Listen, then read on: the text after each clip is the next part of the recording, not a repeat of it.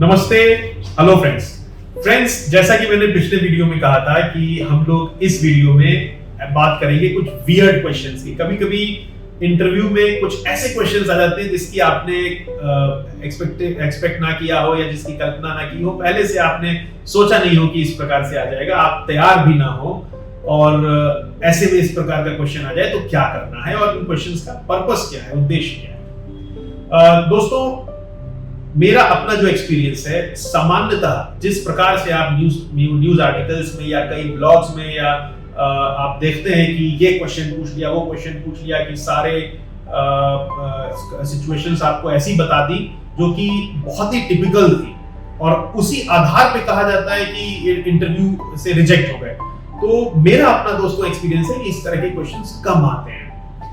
मैंने अब तक जितने भी इंटरव्यूज दिए हैं, इस प्रकार के क्वेश्चंस नहीं पूछे गए हैं और मेरे जो मित्र हैं, बैचमेट्स हैं और जितने लोगों से मैंने इंटरेक्शन किया है, बहुत कम रेयरेस्ट केस में इस प्रकार के क्वेश्चंस आए हैं। वो नॉर्मली बोर्ड प्रयास करता है कि आप कंफर्टेबल हो और ताकि आपकी असली पर्सनालिटी सामने निकल के आए। वो भी जानता है कि बोर्ड को फेस कर रहा है, अभी यंग है, नया है। तो मैं आपसे यही कहूंगा कि मेरा अपना जो ओपिनियन है, बहुत कम लोग होंगे जिनको इस तरह के क्वेश्चंस फेस करने पड़ेंगे। लेकिन अगर आप ही के साथ ऐसा हो गया, इस प्रकार के क्वेश्चंस हो गए, तो आपको क्या करना है, इस पे हम लोग बात करते हैं।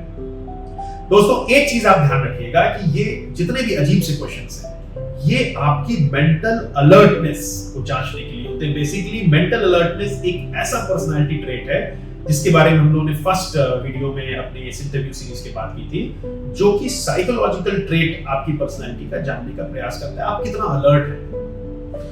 दोस्तों, फर्ज करिए आपसे अगर उसने पूछ लिया कि मान लीजिए आप बॉटनी से हैं या आपने लिख दिया कि आपकी गार्डनिंग हॉबी है, आपका इंटरेस्ट है गार्डनिंग, बागवानी करने में आपको रुचि है, तो वो हो सकता है आपसे मान लीजिए पूछ ले कि अगर आपको मौका मिले तो आप कौन सा पेड़ होना पसंद करेंगे।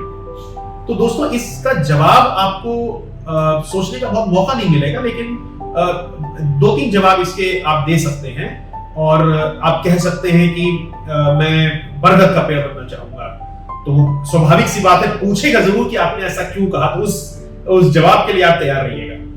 तो आप हो सकता है कि मैं बरगद का पेड़ बनना चाहता हूं क्योंकि मैं लोगों को छांव दे सकता हूं, कोई आदमी परेशान है, धूप में है, तो उसको हम लोग थोड़ी कुछ पलों का संतोष दे सकते हैं छांव में। वहीं हो सकता है कि आपके मन में आए कि मैं पीपल का पेड़ बनना चाहूंगा। तो पीपल क्यों बनना चाहेंगे? छांव के साथ साथ मैं उसको फ्रेश एयर, ताजा हवा दे सकता हूं, तो किसी के स्वास्थ्य में वृद्धि कर सकता हूं। दोस्तों, हम लोग जानते हैं कि पीपल इकलौता पेड़ है जो कि 24 घंटे ऑक्सीजन छोड़ता है, बाकी पेड़ दिन में ऑक्सीजन और रात में कार्बन डाइऑक्साइड देते हैं। वही दोस्तों, तीसरा विकल्प जो किसी के मस्तिष्क में आ सकता है वो ये है कि मैं आम का पेड़ बनना चाहूंगा। तो आम का पेड़ क्यों बनना चाहूंगा? क्योंकि मैं छाया भी दे लूंगा, छांव भी दे लूंगा और साथ ही साथ अगर भूखा है तो उसको फल भी दे लूंगा। तो दोस्तों, ये शो करता है कि आपके अंदर मेंटल अलर्टनेस कितनी है। एक चीज का बहुत ध्यान रखिएगा कि तुरंत रिप्लाई मत करिएगा। ये मैं आने वाले वीडियो में कुछ टिप्स दूंगा, तो उसमें मैंने स्पेशली इस चीज को इंक्लूड किया है कि तुरंत रिप्लाई करने की जरूरत नहीं है। देखिए, इंटरव्यू में जब भी क्वेश्चन पूछा जाए, आपसे ये एक्सपेक्ट नहीं किया जाता है कि आपको मालूम है कि क्या क्वेश्चन आने वाला है, कि जैसे ही उसने क्वेश्चन पूछा तुरंत आप जवाब देने लगे। नहीं, always take a pause of 1 or 2 seconds. हमेशा 1 या 2 सेकंड का एक पॉज लीजिए। उसको ये महसूस होना चाहिए कि ये सोच रहा है, ये हड़बड़िया नहीं है, तुरंत हड़बड़ी में नहीं कुछ कर देता है। कितनी भी कठिन परिस्थिति हो, इंटरव्यू में बैठा है, आईएएस के इंटरव्यू में, यूपीएससी के इतने बड़े नौकरी के इंटरव्यू में है, फिर भी अपना संयम नहीं खो रहा है, अपना मेंटल बैलेंस नहीं खो रहा है, सोच रहा है, हड़बड़ा नहीं रहा है। तो हमेशा सोच के बोलिएगा और इन 3 विकल्पों में से आप अच्छा विकल्प दे सकेंगे, ऐसा मुझको पूरा यकीन है। दोस्तों, ऐसा भी हुआ है, मुझे किसी ने बताया है, किसी मित्र ने, उसके इंटरव्यू में उससे ये पूछ लिया गया कि आप कैसे आए, यूपीएससी में कैसे आए, आप जो इंटरव्यू देने आए हैं वहां कैसे आए? तो उसने कहा मैं टैक्सी से आया। तो अब वो पूछेगा कि टैक्सी का नंबर क्या था। तो दोस्तों, आप कह सकते हैं कि नंबर मैंने नोट नहीं किया। और वहीं दूसरा विकल्प ये है कि आप ये कह दें कि टैक्सी का नंबर है DL1C5742। अब DL1C5742 आप कह रहे हैं, यकीन मानिए कोई भी वेरीफाई करने नहीं जा रहा। वो लोग वेरीफाई कर नहीं करेंगे, लेकिन उन्हें ये मालूम है कि आपने मुस्कुराते हुए संयम के साथ में शांत होकर जवाब दिया है, यानी कि आप तनाव लेने वाले व्यक्ति तो नहीं है। कितनी भी कठिन परिस्थिति आ जाए, आप तनाव में रिएक्ट नहीं करेंगे, आप सोच समझ के बोलेंगे। लेकिन यहां पे एक छोटा सा कैच है, छोटी सी सावधानी बरतनी है। फिर आपको ये नंबर याद रखना है, DL1C5742 याद रखना है, क्योंकि अगर थोड़ी देर बाद किसी और बोर्ड के मेंबर ने, आईसी ने दोबारा पूछ लिया कि आपने क्या नंबर बताया था गाड़ी का, तो आपको मालूम होना चाहिए, नहीं तो पता चल जाएगा कि आप ब्लफ कर रहे थे, आप झूठ बोल रहे थे। तो यहां भी मेंटल अलर्टनेस जरूरी होगी। ऐसे ही याद कुछ करके और भूल गए, ऐसे नहीं चलेगा। आप ये बात जानते हैं कि अगला पत्ता कौन सा फेंकने वाला है, अगला तीर कौन सा चलाने वाला है, ये एंटिसिपेट आपको करना है। दोस्तों, इसी तरह आप सुनेंगे कहीं कोई बताएगा आपको कि प्रश्न पूछा गया कि अगर ये कैसे संभव हो सकता है कि तुम एक अंडे को फर्श पे गिराओ और वो टूटे नहीं। तो अब भाई ये बड़ा विचित्र प्रश्न है। तो इसका जवाब आपको बताया जाएगा कि जवाब ये होगा कि सर फर्श टूटता नहीं है जल्दी। तो ये भी मेंटल अलर्टनेस की बात है कि भाई अंडा नहीं टूट रहा है, फर्श भी नहीं टूटेगा। तो अंडे की बात हो रही है कि फर्श की बात हो रही है। How will you drop a raw egg on the floor so that it does not crack? So you can answer कि concrete floor is very hard to crack. तो अंडे की नहीं, फ्लोर की बात हो रही है। तो ये भी एक तरीका है मेंटल अलर्टनेस का। एक चौथा क्वेश्चन आपसे शेयर करता हूं, ये आपको मिल जाएगा कहीं ना कहीं आपसे कोई ना कोई डिस्कस करने का। चौथा क्वेश्चन दोस्तों ये हो सकता है कि एक आदमी को फांसी लगने वाली है और उसको 3 विकल्प दिए जाते हैं कि तुम कैसे मरना चाहोगे। एक कमरे में बंद कर दिया जाए जिसमें कि बहुत सारी आग निकल रही है, और दूसरे कमरे में बंद कर दिया जाए, बहुत सारे गनर्स खड़े हैं, बंदूक ताने जैसी चाहोगे वैसी शूट कर देंगे। और तीसरा विकल्प है जहां पे बहुत सारे शेर हैं जिन्होंने 3 साल से खाना नहीं खाया, भूखे हैं। तो कौन से रूम में जाना आप पसंद करोगे?